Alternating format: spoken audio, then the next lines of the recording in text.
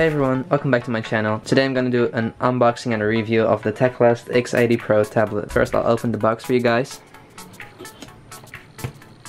Inside of the box we've got the tablet itself. I'll put it to the side first. Let's see what else is inside of the box. We've got some cables, mini USB to a big USB. Don't know what that's used for, but we've got the charging cable, the power brick, and we've also got some manuals to see. It's in Chinese, but it's also in English. We're also going to put this to the side. I'm guessing this is for the warranty of the device. We're not going to use this. We've got some other stuff that's not useful. For the box, if anyone can read some Chinese, we've got some Chinese information. You can see it's the Teclast X80 Pro. It has 32 gigs of storage. It has an Intel Cherry Trial processor. It has Intel HD graphics.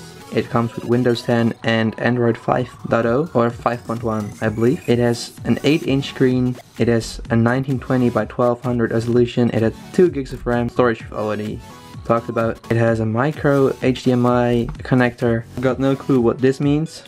Some OTG, it's always good to have. Bluetooth 4.0, a Wi-Fi display. Okay, we'll see what that is all about. So here we got the device and the front side of the box. It has some nice foam. Well, I can take this out. As you can see, it is pretty big. It's pretty heavy actually. It's not too light, not too heavy. It's just good. It does feel a little bit cheap. You can hear me bending it. Let's take off the plastic cover. It does have a nice texture to it. So I took off the sticker. So now let's power on the tablet. So here's the boot screen. You can choose between Android and Windows. So it's booting into Windows right now. It does take a little while. So here it is, booted into Windows. As you can see, I need to charge it. So it's asking for my pin right now. I also already set it up before. So I put it in the charger because the battery was almost dead. So this is the main screen. As you can see, it's pretty responsive. Switching from another mode is pretty slow, as you can see. The screen is actually pretty good.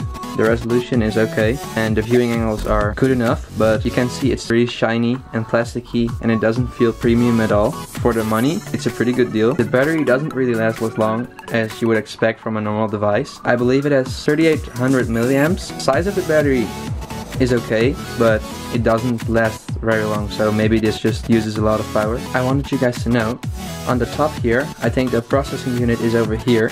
If you touch this, it's very warm over here, it's very hot. Try to keep your hands like this or maybe just really in the corner. Notice when the tablet is in the charger and you try to touch the screen, it goes all berserk.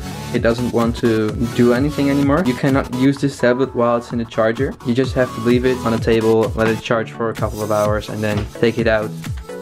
And then when you take it out, everything is fine. I'll show you guys the camera. So as you can see, the camera is not really the sharpest and the image quality is not great. At least you have a camera, but I guess it would be better if you just left the camera out. Now we're gonna do a quick test. I'm gonna watch a YouTube video on this tablet. One thing that's really annoying is whenever you need your keyboard to type somewhere, you have to always go into the corner, manually swipe up the keyboard. So yeah, that's a thing. The image quality is great.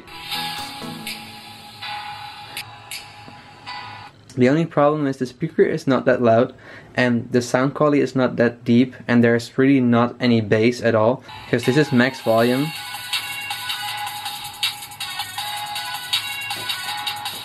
The sound is coming from this little speaker. I would not recommend watching any movies or listening to music on this. So now let's go into Android. As you can see, there's this red button at the bottom of the device. You will be able to switch to Android.